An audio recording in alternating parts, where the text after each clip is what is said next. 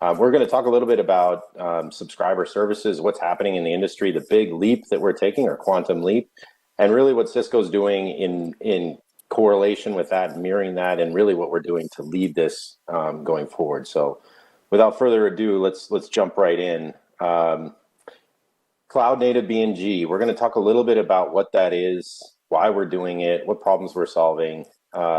Not too long. We're going to just spend a little bit of time, and then we're going to get right into the architecture. We're going to talk about what makes up this solution, what are the components of this, and then really get into the nirvana of this. Where are we going with this? What is this? Where is this taking this this general movement, and where we're going from a convergence standpoint?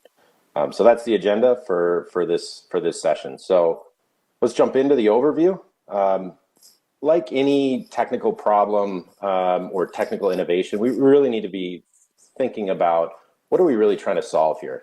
We need to really kind of get into that and figure out what is going on today and why are we going down this path. So we have a smattering of different things that a lot of operators are experiencing on a day-to-day basis and how they build out their networks. And specifically, we're talking about the context of fixed line networks and subscriber services.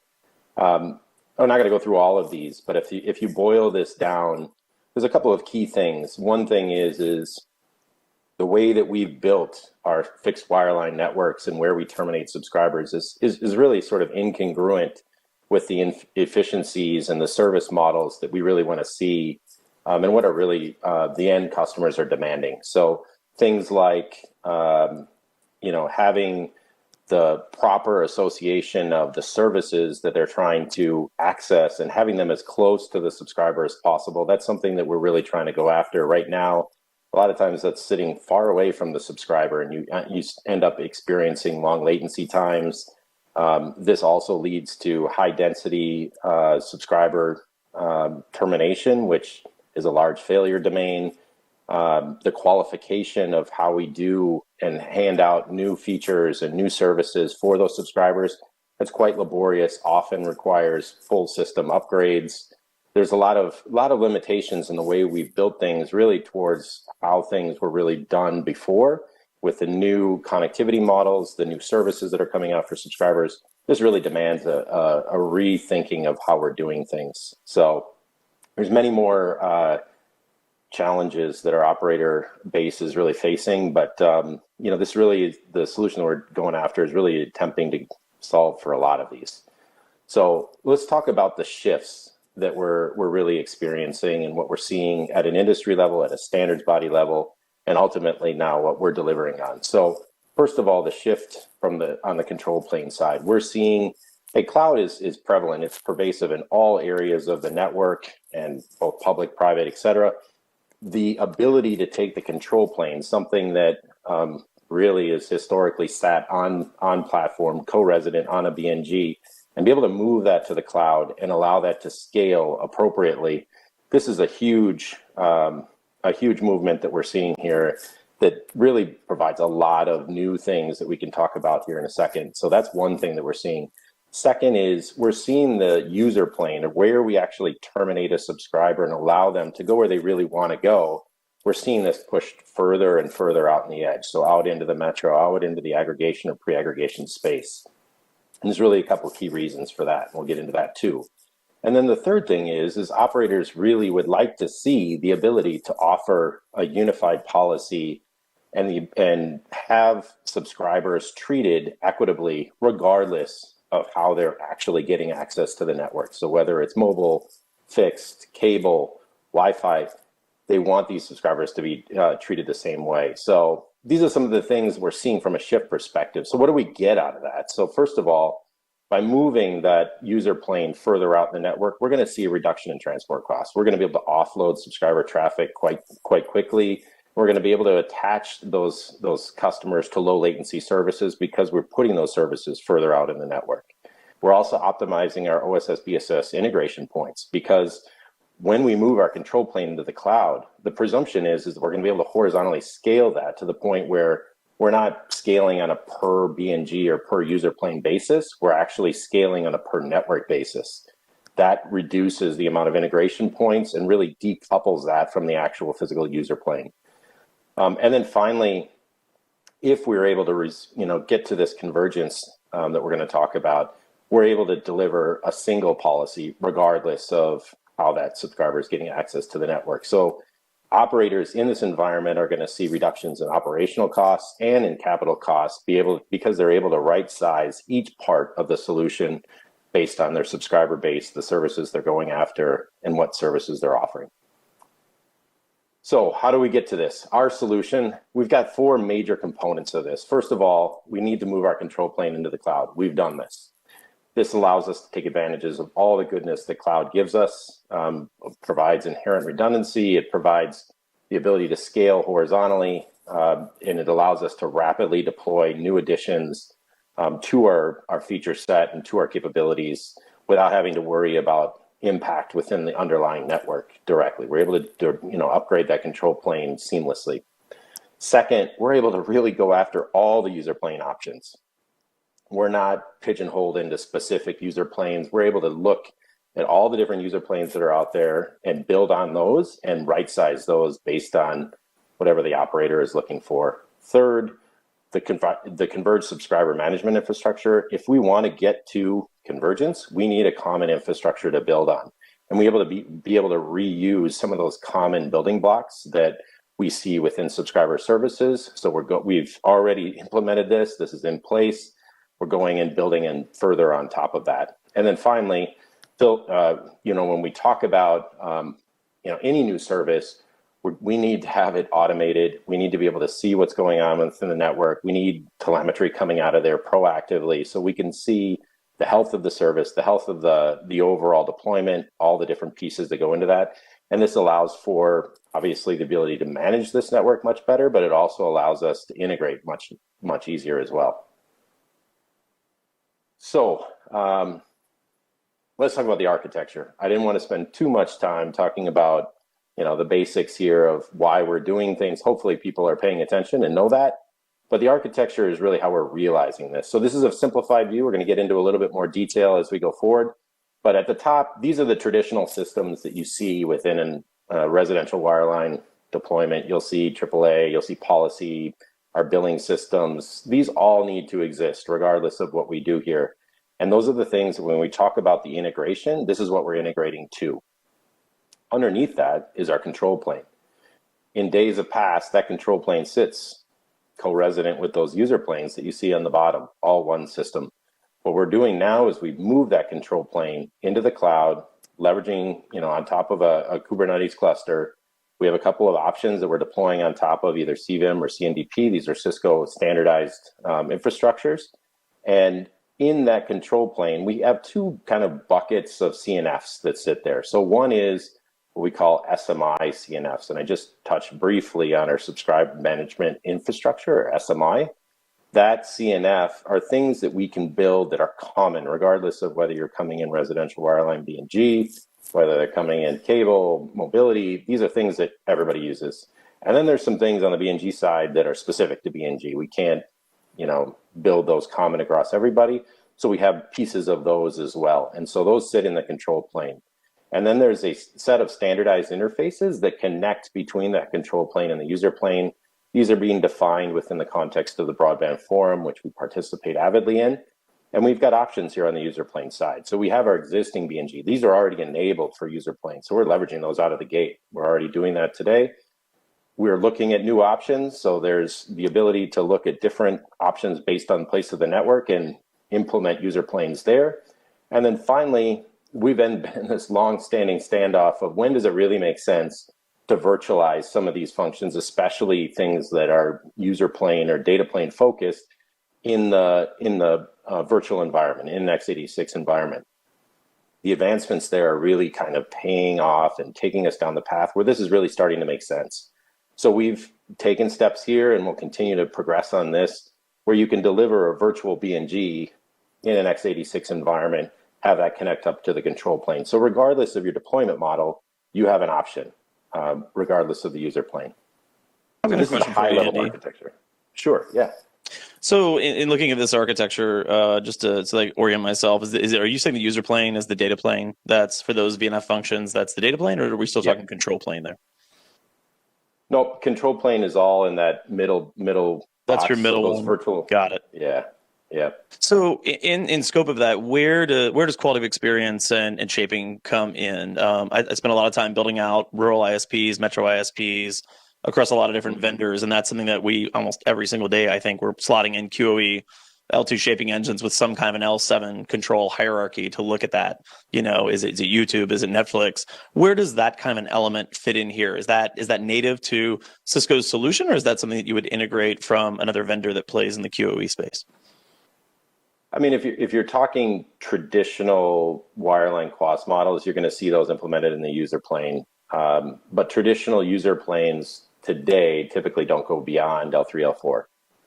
So Right. if you go into L7, so to your point, if you're going at the application level, we would have to export data to something to munch through that. We can still drive policy back down in implementation for how you want to treat that within the user plane.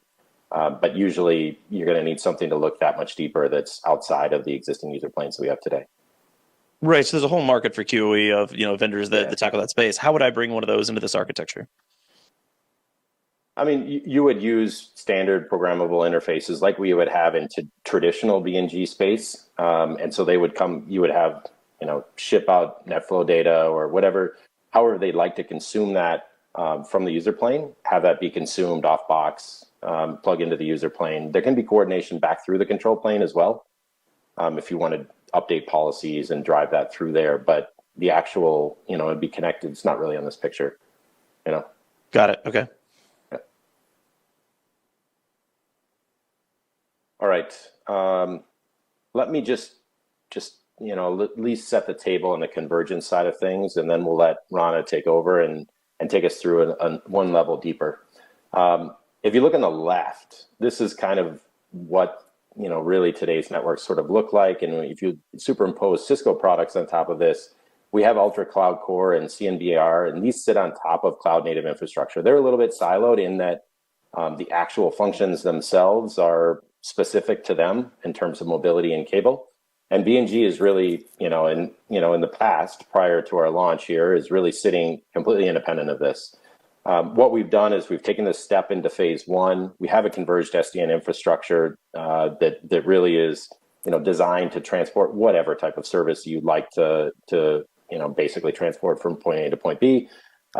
This is, built on top of our SR, EVPN infrastructure. It's programmable, et cetera, et cetera. So this infrastructure is in place. On top of that, we have our cloud native infrastructure. And now we've built CNBNG to sit there. This is our control plane. The Ultra Cloud Core and CNBR persist. And where we're going to go is phase two, where we have this converged control plane, where we're doing common policy and common implementation of that control plane on top of this cloud native infrastructure, and then have that unified policy sit on top so they can drive and see all of these different access types, and really leverage what we've been doing from a converged SDN infrastructure at the same time. So this is high level. We're going to get into the more detailed view as we go forward. So with that, I'm going to hand off to Rana and let her take us through the architecture one layer deeper. Great. So I think if we, take a deeper look and basically follow through what Andy went through in the beginning. So we obviously have a control plane that's fully cloud native, and we basically have a variety of user planes, both physical or router MPU based and also virtual.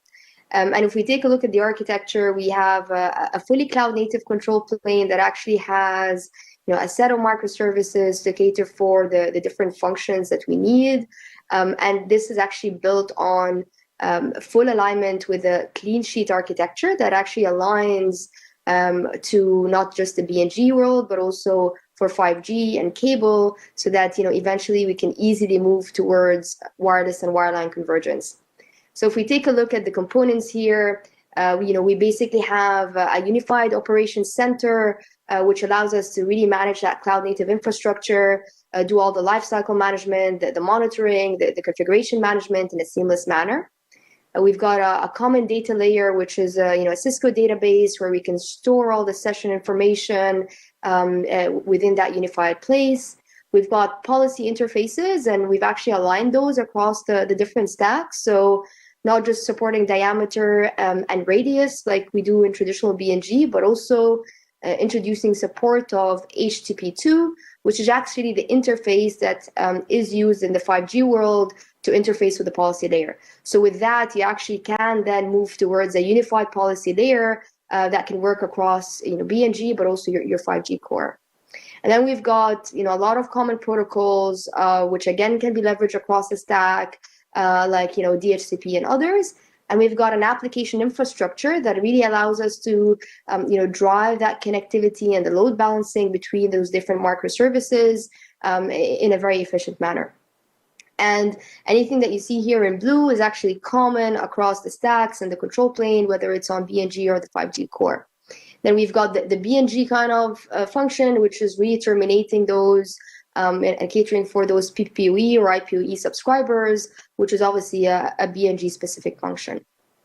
And then the control plane to user plane connection, like Andy mentioned, so this is fully aligned to standards, aligned to both Broadband Forum in WT459, which really defines the CUPS architecture or the control and user plane separation for BNG, but also in alignment with 3GPP so that we have a unified set of protocols across the mobility side as well. And as you can see here, we can have a single control plane that can manage different types of user planes where we have a variety of user planes to cater for different deployment models. So, we can have customers that actually want to use existing ASR 9K install base based on Tomahawk, for example, and actually be able to convert those as user planes within a CNBNG architecture to give them that investment protection. And other customers that would want to maybe expand to Lightspeed Plus user planes and maybe also virtual user planes. As they're building their mobile edge compute data centers, they can actually host their virtual distributed user plane connecting to that same control plane as well. We're also working on leaner user planes within the pre-aggregation aggregation layer that really allow us, as Andy mentioned, to offload the traffic earlier on to get those savings, but also allow us to be able to leverage the same routers that you would anyways use for pre-aggregation and aggregation and drive convergence there. And as a result of that, you can actually totally eliminate dedicated BNG nodes that only did BNG before. And with that, you get significant savings as well. So I have a question around this architecture. As I look at deploying BNGs, I'm in the middle of a build of an ISP right now where we're figuring out where we want our BNG redundancy to be at the COs that we're building out. So traditionally, we'll build the primary BNGs to be active in one CO or data center, and then a redundant DC or data center within the same region. But there's some manual work in going and figuring out those pairings. Does this orchestration make it easier to build BNG high availability, and how do you manage that in this framework? How is that working? Because that's something that could be a significant challenge in planning last mile services in a region. Yeah, definitely. And we've got actually redundancy at multiple levels, right? So if we look at the user plane side, we have what we call the geo redundancy, where we basically can have across two different user planes. They're fully geo redundant. They only need to be connected via layer 3. And basically you can kind of fail over your sessions from one BNG user plane to the other. We obviously have redundancy as well within the control plane. So there is redundancy at a cluster level. So within a Kubernetes cluster, you can obviously do redundancy by spinning up microservices and doing the failover there. And we can do that also across clusters. So there's definitely redundancy at every layer of that architecture. And we get that superior performance. Gotcha. So I could build clusters within a region and then failover between clusters in maybe different regions if I wanted to build that kind of an architecture. Exactly, right? So, as long as you've got that layer 3 connectivity, you can do that. And they're like in sync with each other through that layer 3 connectivity. Gotcha. So along these same lines, I've spent a lot of time in the decoupled control plane space, running that in production. So I have all the burn marks from the typical things that break. Can you speak to what happens if connectivity to the cloud control plane goes away? Does it fail open? Does it fail closed? What are the caveats? Yeah, so basically, if you kind of take a look at this, all the rules are programmed on the user plane as well, right? So if you lose connectivity to the control plane, the user planes can actually operate, seamlessly, right? There are some things that obviously you need to cater for. For example, if you've got your DHCP, a centralized location, and then over time you kind of time out on your DHCP lease. That's obviously something that you need to cater for, but I think that's independent of control plane and user plane separation. You would still have that anyways in a traditional like BNG network, if you have a separate DHCP server. But for sure. Yeah. Okay, that's good to know. I like the way you've done that. Thank you. Perfect. So, like Andy mentioned, we've kind of built that over a subscriber management infrastructure that is actually common. And it's really meant to really simplify and fully automate this infrastructure to make it easier for customers to basically adopt the move to cloud native. So we've got, a Kubernetes cluster manager that really allows us to do, all the provisioning, deployment of that Kubernetes cluster and do the lifecycle management.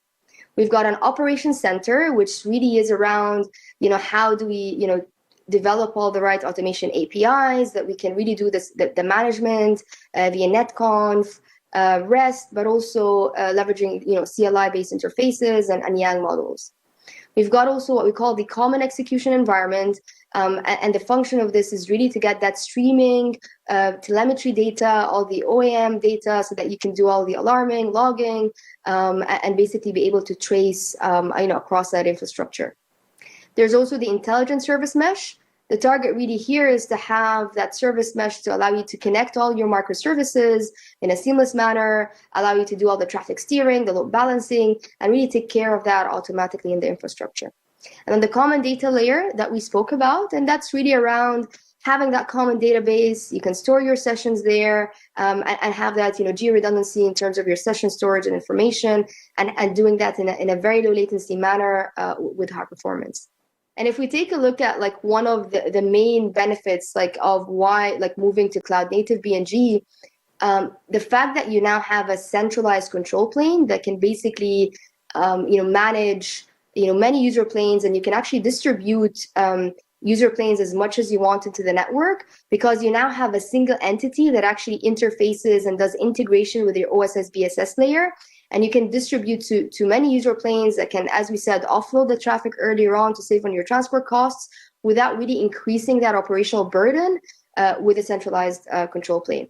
We've also been focusing on, not just leveraging all the inbuilt characteristics that we have with like Grafana dashboards, like fully open source, where we can show all that data centralized, but we've also complemented that with our automation stack to do full fault and performance management, so you can have a single pane of glass across all the infrastructure. So your user plane, your control plane, the virtual infrastructure that you're running your control plane on, all managed within that single pane of glass, and you get that network-wide view for all your subscribers. And you can integrate with only one entity, which is that unified centralized entity, instead of having to integrate with the hundreds of user planes that you're building into the network. Now, when we started on this journey, and that was several years back, one of the major constructs and the key design constructs that we had was around wireline and wireless convergence. And we wanted to start with a clean sheet architecture as we move towards cloud native.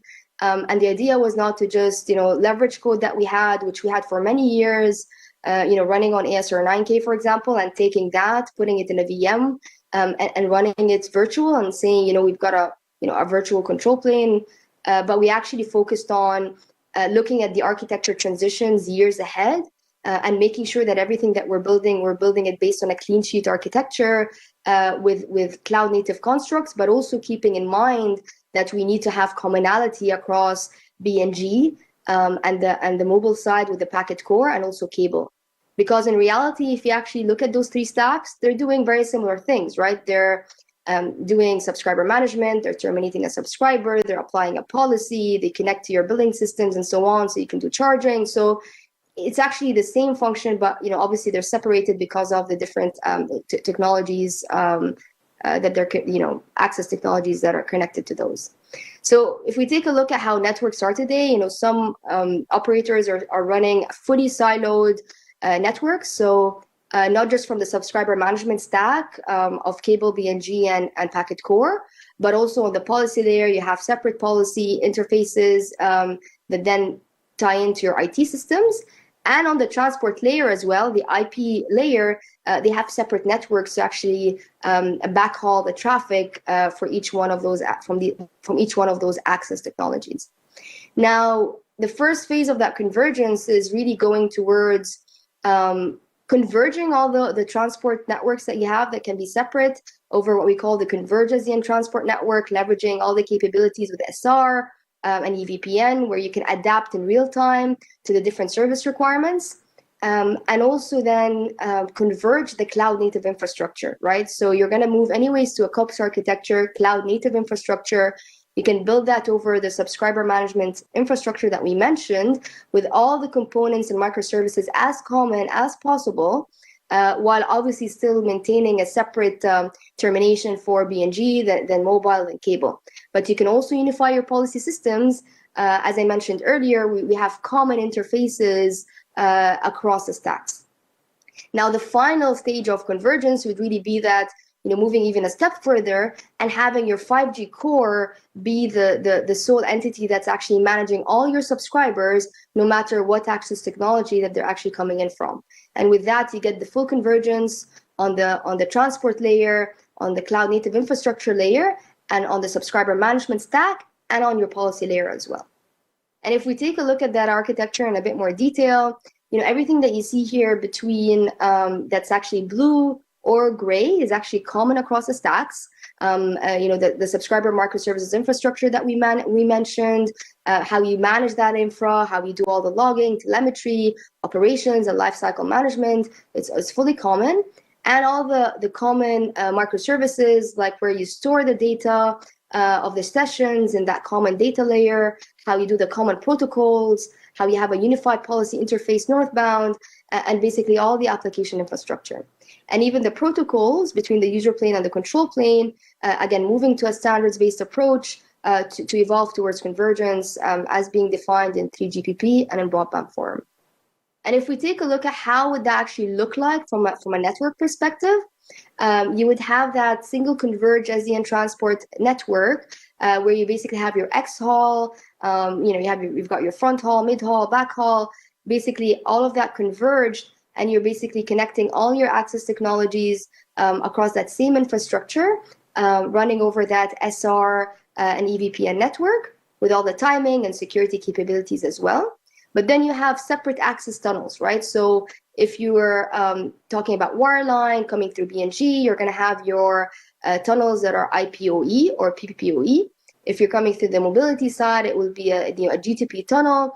And then eventually you get towards a converged user plane and converged control plane that can actually terminate the subscribers there across those stacks. And you have a unified framework, a unified automation stack, and unified northbound integration with your OSS BSS systems.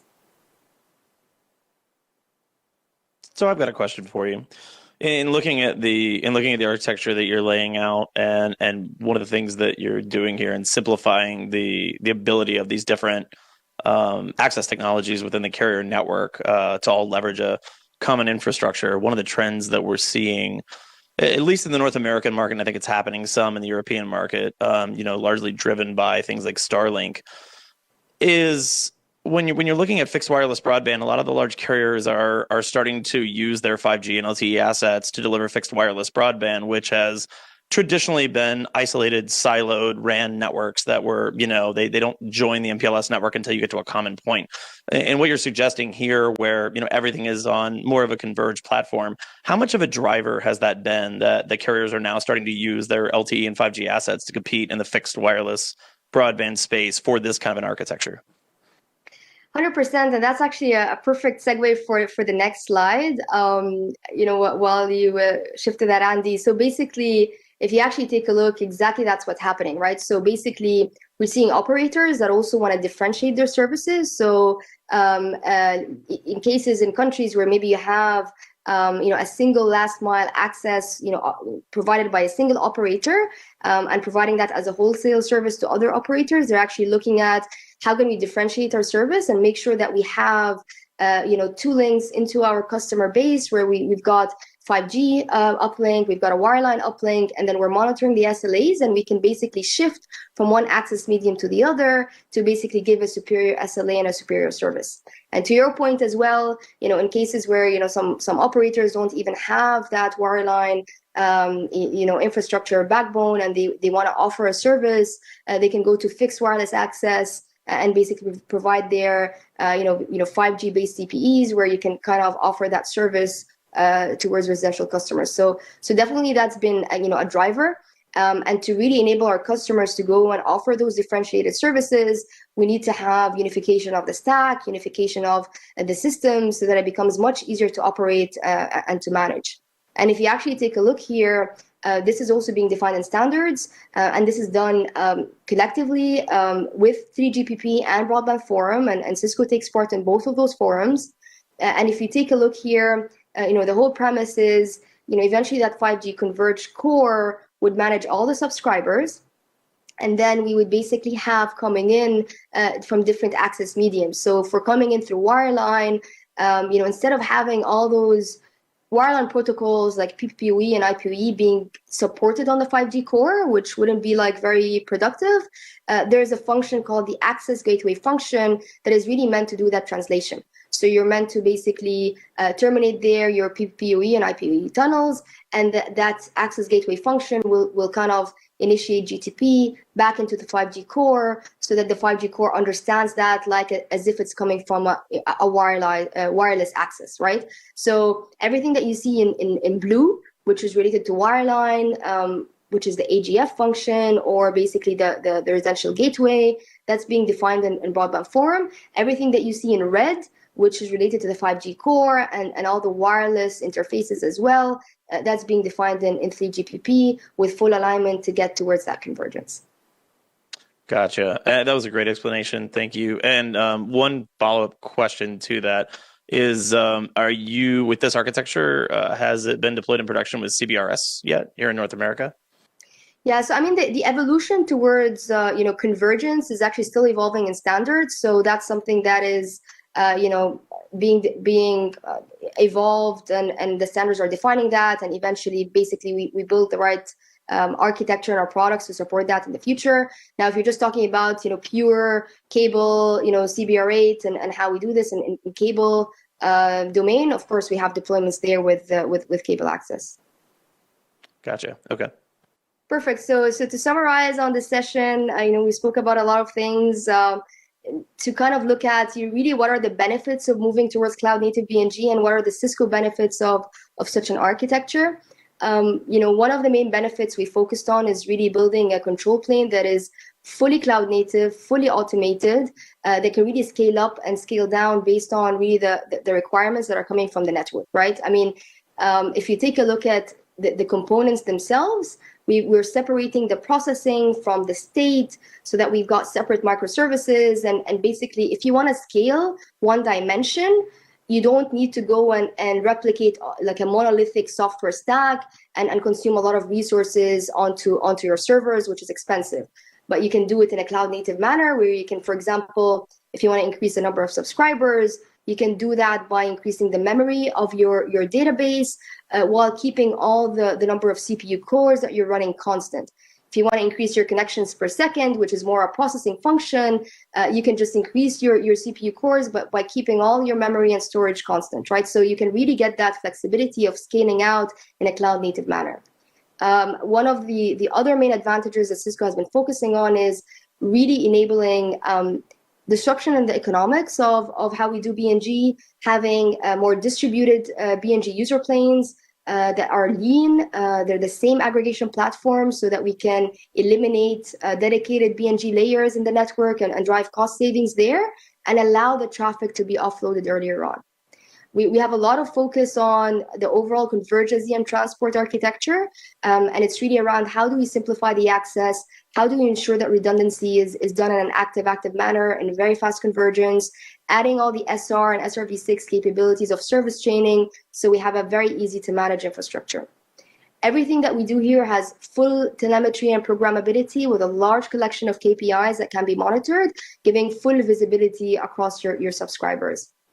the architecture, as we mentioned, is fully ready for wireless and wireline convergence. Some people call that fixed mobile convergence, to really enable our customers to get those TCO savings and drive those new service models and SLAs.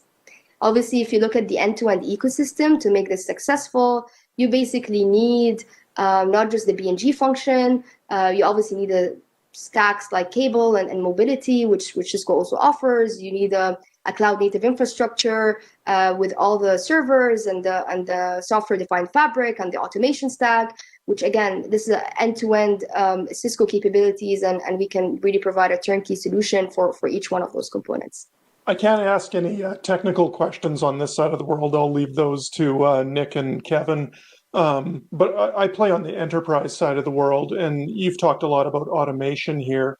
Network automation on the enterprise side of the world uses, sources of truth and version controlling and things like that.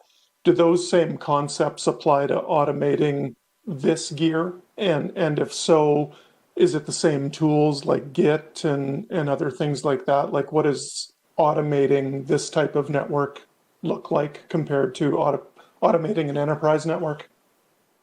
Yeah, and definitely there are similar constructs. So like you said, how we look at version control and rollbacks and so on. If you look at components like the NSO, or the Network Services Orchestrator, which is actually a common component being used in enterprise, being used in here for service provider networks, it has those constructs, right? So you have the right version controlling.